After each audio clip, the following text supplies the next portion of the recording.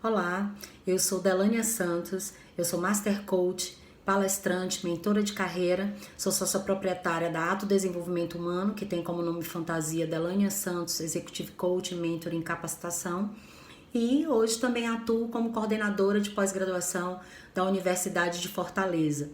Eu coordeno 4 cursos hoje, né? Liderança e Gestão de Futuro, Inteligência de Mercado, Gestão Comercial e Gestão de Serviços e Relacionamento com o Cliente. Eu quero conversar com você hoje sobre 4 pit stops que o líder ele precisa passar e parar para que ele consiga liderar em tempos de incerteza. O primeiro pit stop eu chamo de a força do autodomínio, a autoliderança. O líder ele precisa, antes de pensar em liderar outros nesse momento de incerteza, o líder precisa efetivamente olhar para si, para suas fraquezas, sua autofala interior, né? Como está o seu emocional, sua inteligência emocional, sua competência emocional, entrar em contato com suas fortalezas, seus talentos, seus principais dons.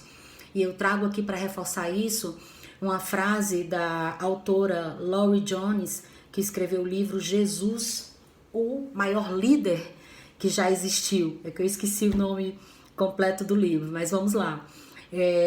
Ela tem uma frase que eu acho fantástica, que nos traz a importância do líder ter autodomínio. Ela fala o seguinte: se você nunca passou pelo fogo, você não sabe quem é. E se não sabe quem é, não pode ser líder. Então, se você nunca passou por uma dificuldade, você não pode entrar em contato com aquilo que você pode fazer quando se sente pressionado diante de uma adversidade. E se você não sabe o quanto você pode reagir diante de uma adversidade, você não pode ser líder. Porque o líder, ele é e sempre será alguém que vai lidar constantemente com crises, incertezas e situações que às vezes fogem ao seu controle. Então, trabalhar o domínio, a força do autodomínio, a sua autoliderança é muito importante para que você possa liderar pessoas. Aí você passou pelo primeiro pit stop, vamos passar pelo segundo pit stop. O líder tem que entender o seu real papel na gestão de pessoas e na condução do seu negócio. Então, o líder, que agora eu vou chamar a partir de agora de líder gestor, ele tem que entender que enquanto gestor ele tem que focar o negócio, enquanto líder ele tem que focar pessoas. Mas como é isso, Delane? Simples.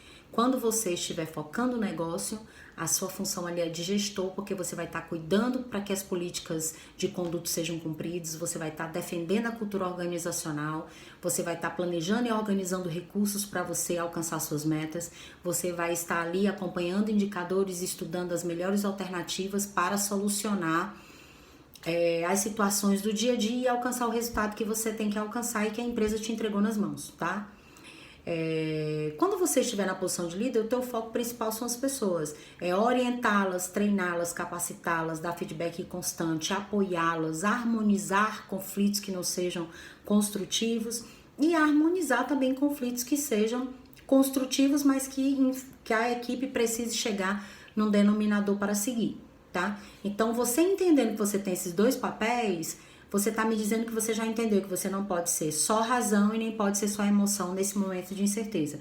Você tem que trabalhar o emocional das pessoas com a dose de racionalidade, sem esquecer que a sua empresa tem que se manter viva, atuante, produtiva pós-crise, tá? O terceiro pit stop que você vai parar é o pit stop de entender o que é crise. Nós estamos sujeitos a qualquer crise. Então, por exemplo, eu assisti outro dia a aula de um professor que ele falou assim: as companhias aéreas elas sabem que o avião pode cair.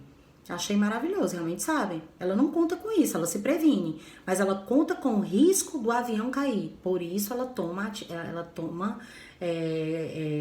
pensa em ações e estratégias para prevenir esse possível risco. Porque quando o risco ele não é bem cuidado, trabalhado, levado em consideração, ele vira um problema. É quando acontece o risco, ou seja, o avião cai.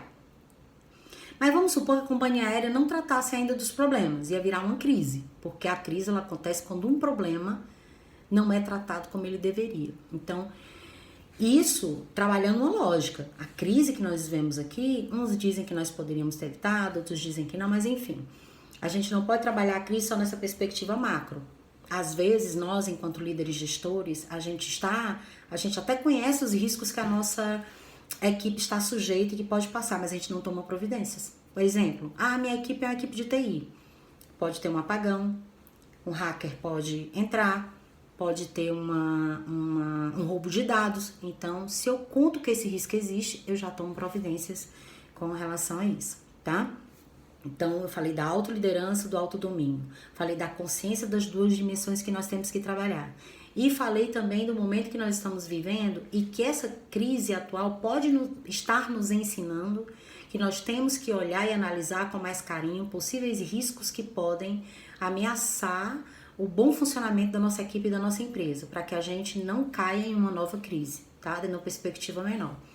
E o 4 pitch stop, uma vez que eu passei por todos essas paradas, eu tenho que efetivamente agir junto à equipe dentro desse período de incerteza. E aí eu gosto muito de um projeto da Google, chamado Projeto Aristóteles, que eles mapearam aí quais são os elementos comuns às equipes que têm alta performance, e eles identificaram que as equipes têm 5 elementos, tá? Segurança psicológica, confiança, estrutura e transparência, significado do trabalho e impacto do trabalho. Então eu preciso nesse momento trabalhar com que as pessoas sintam que têm segurança psicológica para expor suas fragilidades, sem que o líder diga que isso é besteira ou é bobagem, sem que ele minimize essa dor que a pessoa está vivendo.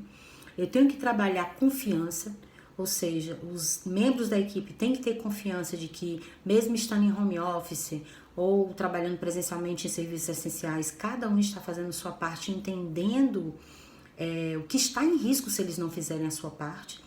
E estrutura e trabalho. Nós temos que ter a certeza de que o nosso liderado sabe o que é que nós esperamos do trabalho deles, em quanto tempo e com qual qualidade, porque não tem nada mais frustrante do que nós entregarmos algo e nunca estar contente. Eu vou dar um exemplo aqui básico que afeta, por exemplo, o trabalho em home office. O seu funcionário vai atender ao horário tradicional de home office, de trabalho, como se estivesse num trabalho. Se eu trabalho de 8 às 18, eu vou trabalhar de 8 às 18 na minha casa, ou eu posso ter uma flexibilidade de acordo com as demandas da minha casa nessa crise, desde que eu fique à disposição na hora que o líder precisar falar comigo e entregue o resultado. Então, essas questões elas precisam ser negociadas na estrutura e trabalho.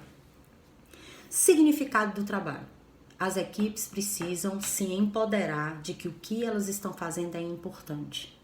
Então, de vez em quando, dê um feedback em particular, dê reforço positivo para aquelas pessoas que estão mais abaladas emocionalmente, redirecione a conversa para o que é de positivo. Eu estou muito abalado, estou com medo da crise, eu não sei o que fazer, eu não consigo nem trabalhar. Poxa, fulano, eu também estou assim, eu também estou abalado, mas sabe o que é que eu estou fazendo? Eu estou, assim, ocupando também minha mente com o trabalho para que eu possa ressignificar esse momento e não me manter ficar focado tanto no problema. Você acha que faz sentido? Tu consegue... Quer que eu te ajude? Que eu te diga como é que eu faço? Eu estou junto de você. Não é porque eu estou líder que eu não estou sentindo isso. Você mostra um pouquinho de vulnerabilidade. E por último, impacto do trabalho.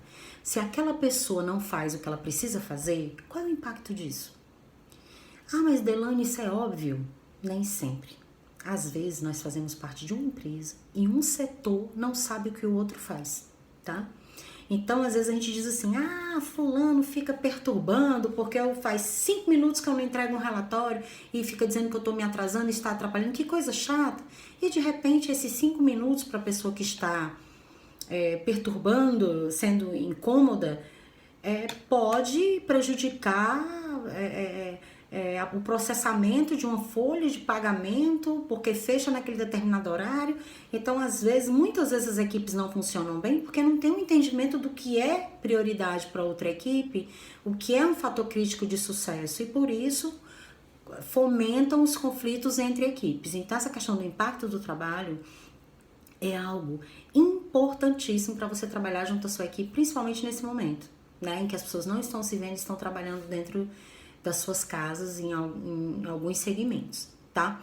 Então, fazendo uma retrospectiva, para liderar em tempos de incerteza, saiba quem realmente você é, lembre dos momentos em que você passou por tormentos e pelo fogo, E lembre de como você agiu, que com certeza as suas reações, as suas fortalezas, os dons que você colocou em prática para passar por essa crise pode servir agora.